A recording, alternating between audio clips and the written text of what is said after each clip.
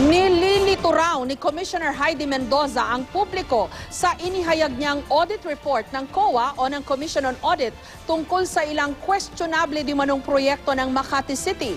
Ayon po yan sa magkahiwalay na pahayag ng kampo ng mag-asawang Vice President Jejomar Binay at dating Makati City Mayor Elenita Binay. Katunayan, ayon sa mga Binay, dati na di manong hindi binigyang halaga ng Sandigan Bayan noong 2011 ang audit report ng COA at noong 2012, kinatigan din di mano ng Korte Suprema ang resolution ng Anti-Graft Court. Inihayag ni Mendoza ang COA audit report sa pagdinig ng Senate Blue Ribbon Subcommittee kahapon.